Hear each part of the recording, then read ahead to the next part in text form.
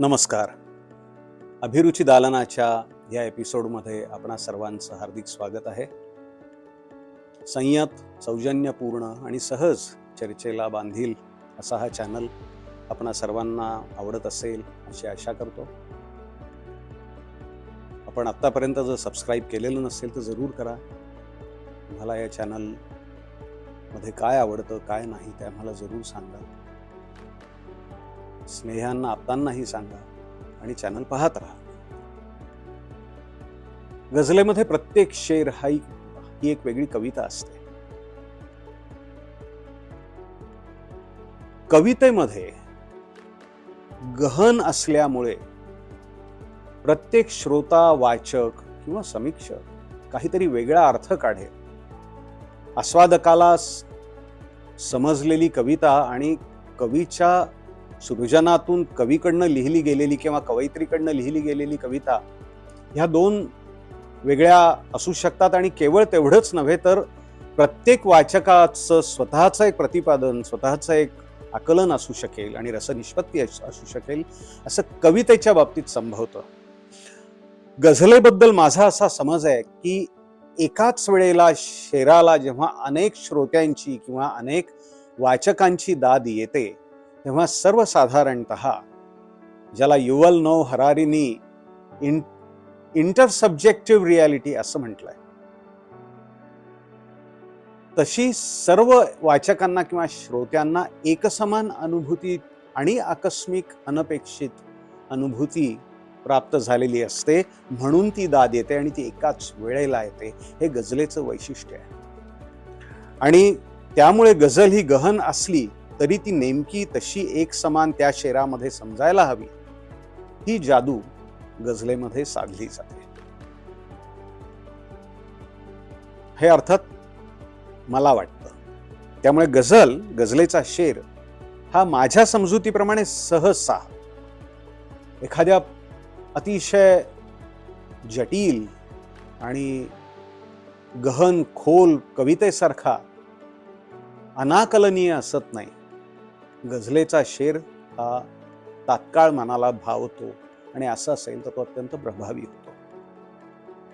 बाकी रदीफ, काफिया, वृत्त, अलामत, मतला, तखल्लुस असेल तर मक्ता वगैरे हे सगळे व्याकरणाचे जे पैलू आहेत गझलेचे ते तर आहेतच. त्याची चर्चा आपण नंतर कधीतरी करू. आणि त्यातून गझलेचं सौंदर्य खुलतं. मला विशेषतः अक्षरगण वृत्तातल्या, आवर्तनी अक्षरगण वृत्तातल्या गझला भावतात, विशेष आवडतात. आज्ञावर्तनी अक्षरगण वृत्तातल्या गझलांना रूपक तालाची सहसा जोड मिळू शकते, कारण 7 मात्रांचा खंड असतो जो रूपक तालामध्ये आढळतो. तर अशीच एक आज्ञावर्तनी अक्षरगण वृत्तातली गझल आज मी वाचून दाखवतोय. यामध्ये एकूण 7 शेर आहेत.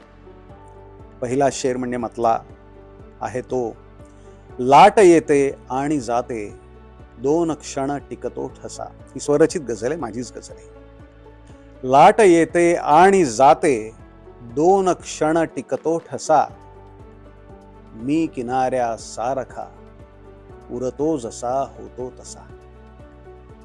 लाट येते आणि जाते 2 क्षण टिकतो ठसा. मी किनाऱ्या सारखा उरतो जसा होतो तसा. सूत्र असते एक केवळ सर्व जगण्याचे इथे. जे गझल या काव्य प्रकाराचे श्रोते नाहीत त्यांच्यासाठी सांगावंसं वाटतं की गझलेमधला प्रत्येक शेर वेगळा असल्यामुळे एका शेराचा दुसऱ्या शेराशी संदर्भ किंवा एका शेराचं दुसऱ्या शेराशी नातं असत नाही. हे सगळे स्वतंत्र शेर असतात.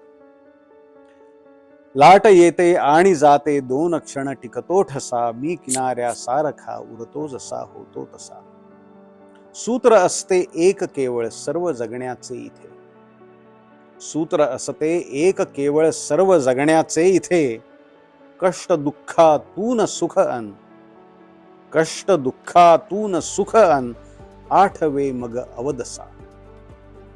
कष्ट दुःखातून सुख अन, आठवे मग अवदसा. जन्मभर ऐकून सर्वांचे सदोदित वागलो.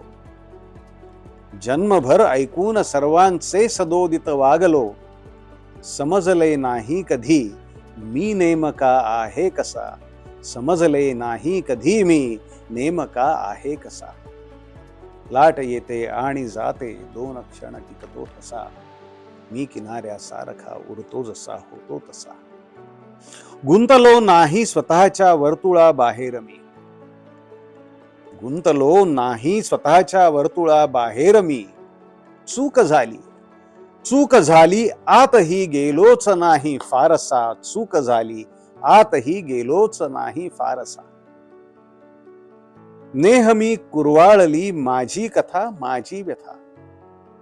नेहमी कुरवाळली माझी कथा माझी व्यथा. आज कळते शेवटी गेलो उगाळत कोळसा. आज कळते शेवटी गेलो उगाळत कोळसा.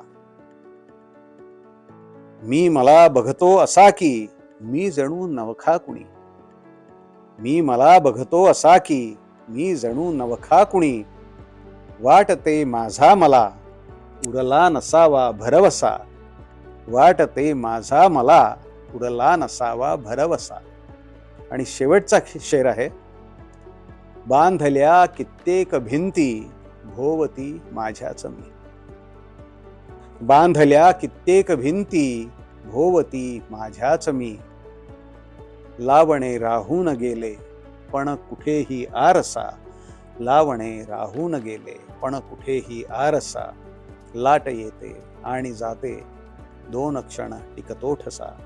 मी किनाऱ्या सारखा उडतो जसा होतो तसा. अभिरुची दालनात आल्याबद्दल तुमचे मनापासून आभार. खूप धन्यवाद. जरूर पाहत रहा. पुढच्या एपिसोडमध्ये लवकरच भेटू. खूप खूप धन्यवाद.